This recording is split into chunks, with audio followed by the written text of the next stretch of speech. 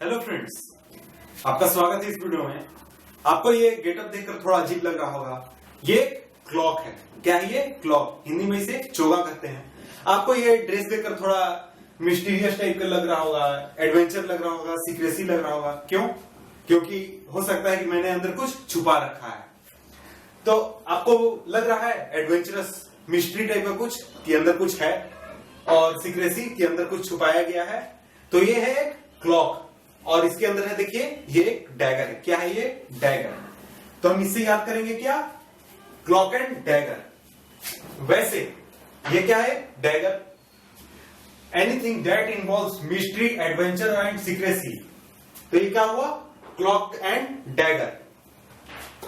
वैसी फिल्में जिनमें काफी मिस्ट्री होती है, जिनमें काफी एडवेंचर होता है, सीक्रेसी होता है, उन्हें भी हम क्लॉक एंड डैगर मूवीज कहते हैं। आपने वैसी फिल्में काफी देखी होंगी। आपने देखा मैंने क्या उड़ा हुआ था? मैंने एक क्लॉक। मेरे पास तो असली चोगा था नहीं, इसलिए मान लीजिए ये चोगा ही था।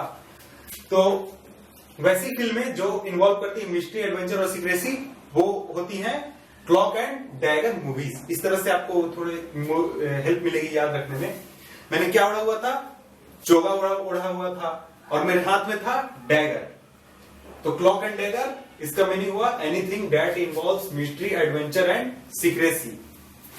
इसके बाद आइए हम नेक्स्ट देखते हैं। On cloud 9, very happy. आपने तो यह सुना ही होगा, सातवें आसमान पर। अगर किसी को बहुत खुशी हो, कोई चीज उसे प्राप्त हो जाए, तो वो क्या हो जाएगा? सातवें आसमान पर पहुंच जाएगा। मान लीजिए आपको नौकरी लगे, जिस नौकरी के लिए प्रिपरेशन के लिए आप ये वीडियो देख रहे हैं, वो नौकरी आपकी लग गई, तो आप क्या हो जाएंगे? सातवें आसमान पर पहुंच जाएंगे। लेकिन आपको इस बार सातवें आसमान नहीं, 9 क्लाउड पर जाना है। क्लाउड 9 पर, 9वें बादल पर जाना है। कहां जाना है? 9वें बादल पर, और भी ऊपर जाना है। तो इसका मतलब क्या होगा? आप बहुत खुश होंगे जब आपको नौकरी लगेगी। आप बहुत ही ज्यादा खुश होंगे, एकदम एक्सट्रीमली हैप्पी होंगे। तो इसे हम कहेंगे ऑन क्लाउड 9, बहुत ही ज्यादा खुश होना। आपको मान लीजिए आज अगर 1 करोड़ की लॉटरी लग गई, तो आप क्या होंगे? बहुत ही खुश होंगे, एक्सट्रीमली हैप्पी होंगे। तो हम क्या कहेंगे उसे? On cloud 9। उसे 9वें बादल पर आप चले गए। क्या आप कहां पहुंच गए? 9वें बादल पर। आज के बाद जब भी आपको खुशी हो, तो आप ये ना कहें सातवें आसमान पर, आप कहेंगे क्या? क्लाउड 9, ऑन क्लाउड 9, यानी कि बहुत ज्यादा खुश होना, एक्सट्रीमली हैप्पी होना। इसके बाद है अंडर अ क्लाउड। ऊपर हुआ ऑन क्लाउड 9, और ये है अंडर अ क्लाउड। ये देखिए, यहां पर आप देख रहे हैं कुछ 2 आदमी खड़े हैं, और उनके ऊपर क्लाउड मंडरा रहे हैं। ये कैसे बादल हैं? ये काले बादल हैं, और ये सस्पेक्ट के बादल हैं, संशय के बादल। आपने ये सुना ही होगा लाइन कि उस पर संशय के बादल मंडरा रहे हैं, यानी उसको किसी काम के लिए सस्पेक्ट किया जा रहा है कि तुमने शायद ये काम किया है, ये गलत काम तुमने ही किया है। तो जब तक आपके ऊपर ये सस्पेक्ट के बादल मंडराते रहेंगे, आपके ऊपर लोग शक करते रहेंगे। तो इसे हम क्या पढ़े? Under a cloud, suspected of doing something bad. किसी बुरे काम को करने का शक आप पर जब हो, तो उसे कहा जाएगा अंडर अ क्लाउड। इसके बाद है हमारा next, carry coal to Newcastle. Carry coal to Newcastle. Newcastle UK में एक जगह है, यूनाइटेड किंगडम में, जहां पर कोल की माइंस है, और काफी बड़ी माइंस है। वहां पर अगर आप कोल ले जाएं, मान लीजिए मैं एक केजी या फिर 10 केजी की कोल अगर वहां ले जाऊं, तो क्या होगा? ये मेरे लिए बेकार होगा, उनके लिए बेकार होगा, क्योंकि वहां इतनी ज्यादा कोल्स है कि वहां उसे उस चीज की जरूरत ही नहीं है, कोल की जरूरत ही नहीं है।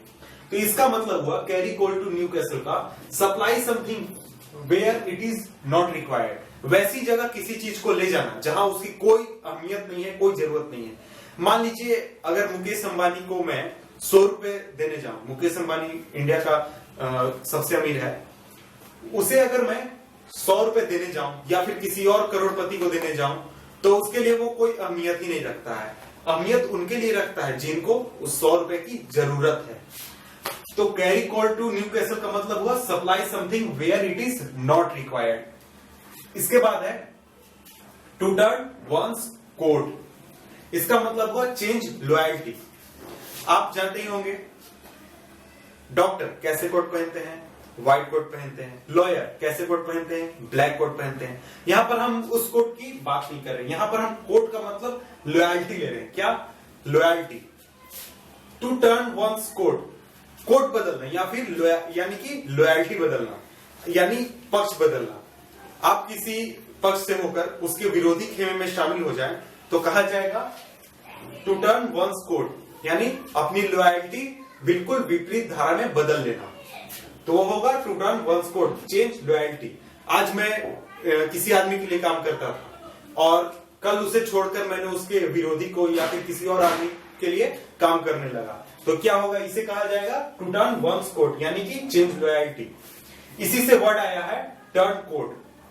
टू टर्न वंस कोट से आया है वर्ड टर्न कोट। इसके बाद है टू गिव कोल्ड शोल्डर।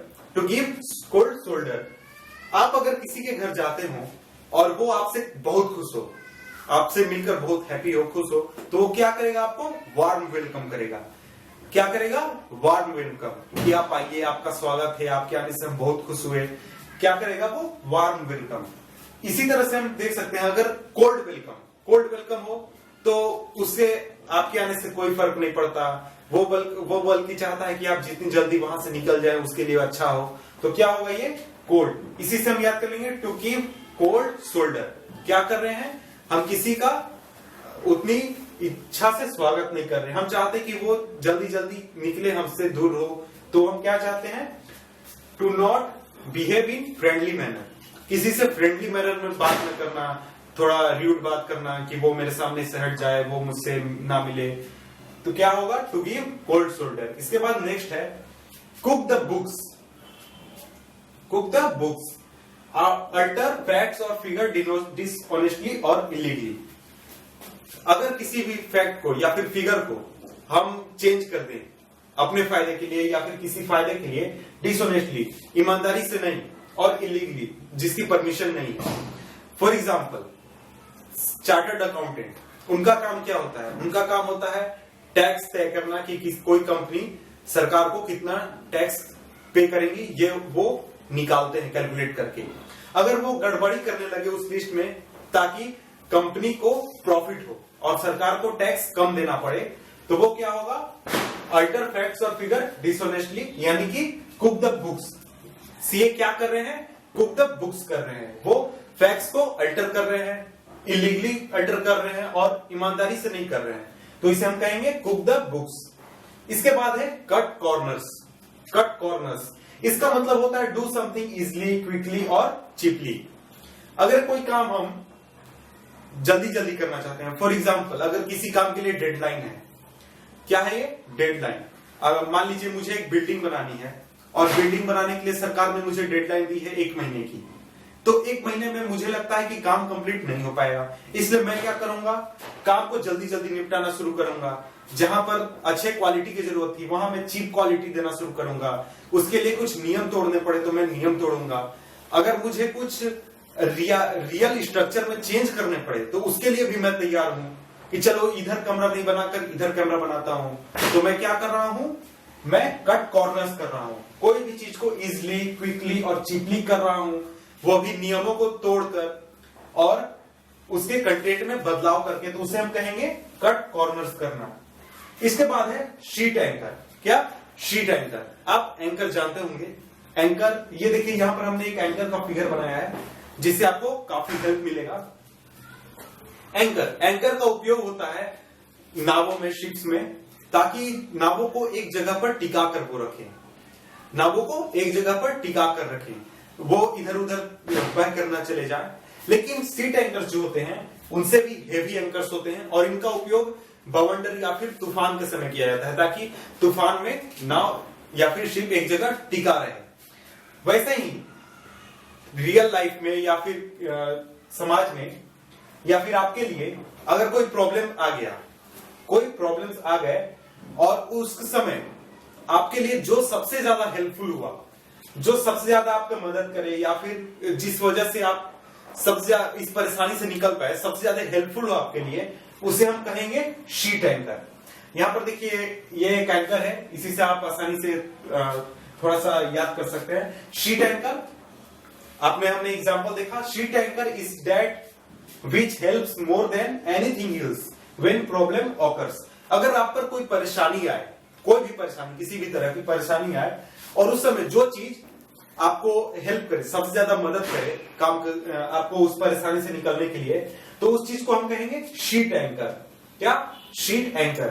तो ये था हमारा वीडियो इडियम्स एंड फ्रेजेस पर। आपसे मिलते हैं हम नेक्स्ट वीडियो में। Good bye.